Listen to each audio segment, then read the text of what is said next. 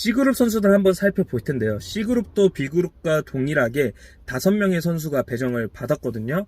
연봉 순서대로 한번 설명을 드리자면 민경범 선수는 지난 시즌에 A팀의 소속으로 우승 멤버예요. 그래서 그때 우승 프리미엄으로 연봉이 한 단계 올라갔었고, 그 다음에 재계약을 거절하고 FA 이적 시장으로 넘어왔는데 FA 계약을 대박을 칩니다. 그래서 연봉이 또 한 단계 업그레이드 되면서 급격하게 연봉이 상승을 했었거든요.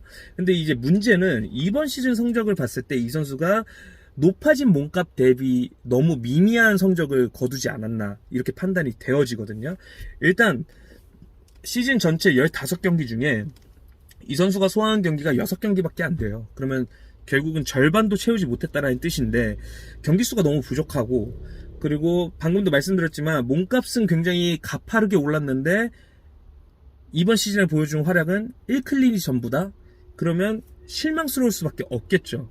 그래서 아무래도 이번 FA 시장에서 이 선수의 가치가 올라가기보다는 오히려 좀 동결되거나 떨어지지 않을까, 저는 이렇게 예상이 들긴 합니다.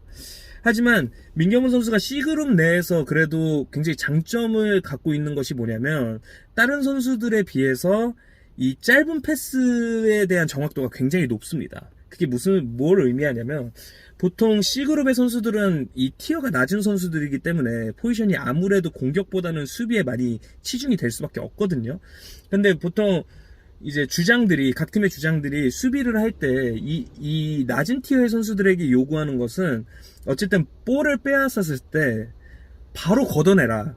그러니까 어디로 가든 상관없으니까 일단 볼을 골대 쪽에서 멀리 걷어냈으면 좋겠다라는 주문을 많이 하거든요. 근데 민경원 선수는 뻥축구를 할 필요가 없어요. 민경원 선수가 수비를 섰을 때 어쨌든 자기 앞에 있는 미들라인에 있는 선수들에게 그 짧은 패스를 전해줄 때는 굉장히 정확도가 높기 때문에 이 선수에게는 굳이 뻥축구를 해라 라고 주문을 할 필요가 없어요. 그냥 볼을 빼앗았을 때 민경원 선수가 이제 앞에 있는 선수에게 바로 볼을 전달해주고, 다만 이 공간 침투를 하는 선수들에게 스루 패스나 어떤 이렇게 고퀄리티의 연계를 펼치는 데는 아직 다소 좀 미흡하지만, 그래도 내가 내 앞에 있는 선수에게 볼을 주겠다라는 생각을 했을 때는 무조건 그 선수에게 볼을 정확하게 전달해 줄 수 있기 때문에 그런 부분에 있어서는 민경훈 선수가 굉장히 장점이 될 수 있다, 이렇게 보여지시고요. 그 다음으로 소개해드릴 선수가 이승환 선수거든요. 이승환 선수는 C팀 우승 멤버예요. 그래서 이번에 우승을 경험을 했고, 시즌 시작할 때 당시에 이제 김원기 주장이 이승환 선수에게 수비보다는 골키퍼를 좀 전문적으로 맡아보는 것이 어떻겠냐라고 주문을 했었고, 이승환 선수가 그거를 받아들이면서 이번 시즌 내내 이제 골키퍼를 봤거든요. 근데 이 선수가 일단은 본인 스스로도 굉장히 그 골키퍼라는 포지션에, 특수한 포지션에 만족도가 높은 것 같습니다. 그리고 자신감도 좀 붙은 것 같고요. 그리고 이 선수의 장점은 어쨌든 골키퍼가 가지고 있어야 되는 몇 가지의 능력을 갖추고 있다는 점이에요.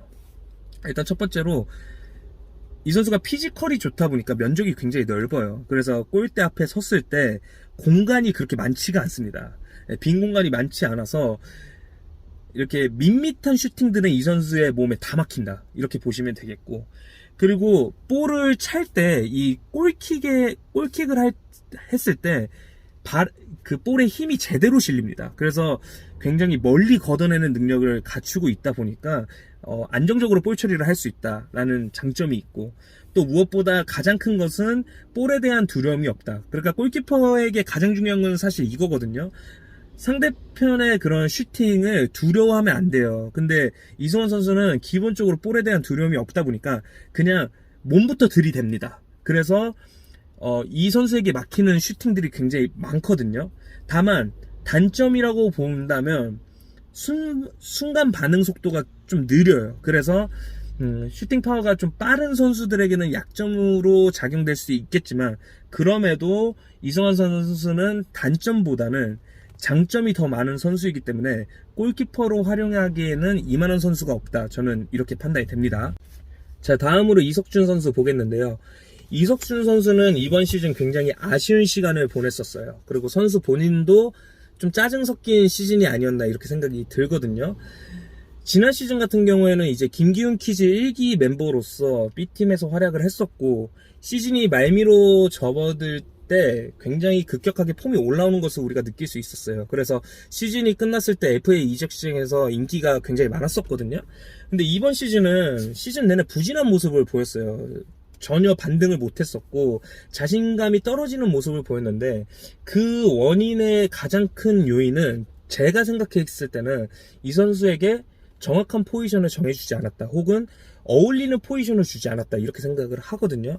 왜냐하면 이석준 선수는 이 측면에서 활용을 했을 때 가장 가치가 올라가는 선수인데, 이번 시즌에 A팀에서는 좀 이상하게 이 선수를 측면으로 활용하지 않았어요. 그냥 중앙 수비수로 박아놨단 말이죠. 그러니까 중앙 수비 내지 골키퍼를 세웠는데, 이 선수가 측면에서 이렇게 활약했던 모습과는 전혀 다르게 중앙에서는 어떻게 해야 될지 몰라 하는 그런 우왕좌왕하는 모습? 그러면서 자신감은 점점 떨어졌거든요. 그렇다 보니까 이 선수가 팀에게 끼치는 영향이 그렇게 크지 않았다라고 보여집니다. 그래서 제가 생각했을 때는 이석준 선수가 자신감을 회복하려면 일단 첫 번째로는 무조건 이 선수에게 어울리는 포지션을 빨리 정해줘야 된다.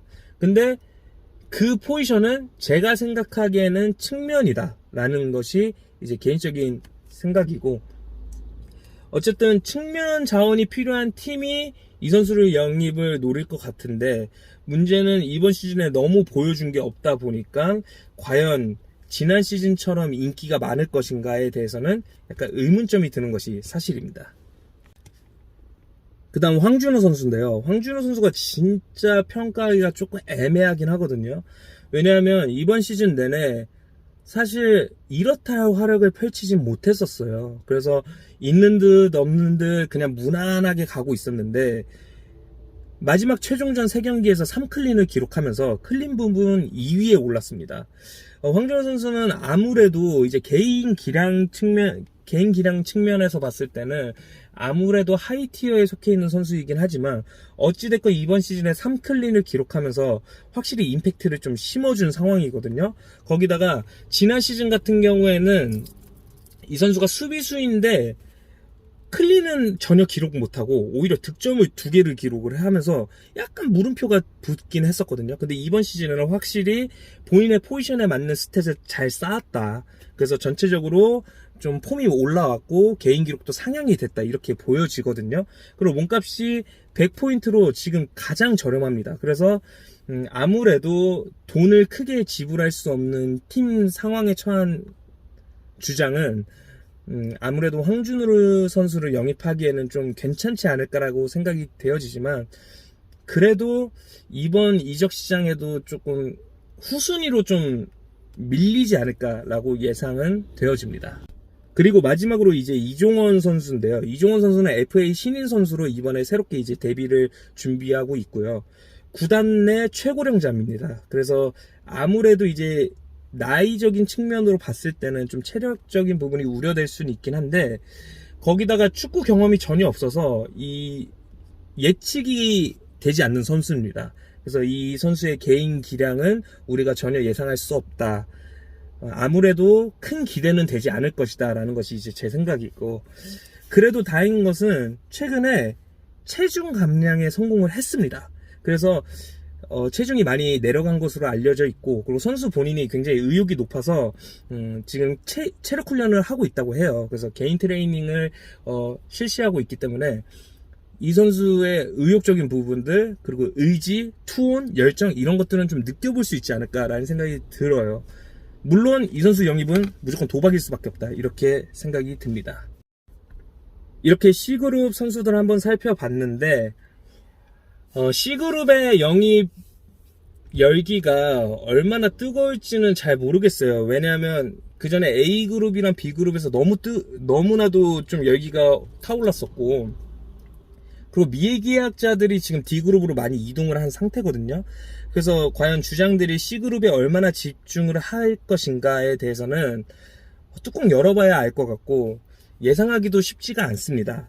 그렇지만 그래도 분석은 해야 되니까 C그룹에서 과연 각 팀의 주장들이 어떻게 영입전에 돌입을 할 것인지에 대해서 한번 정리해 보도록 할게요.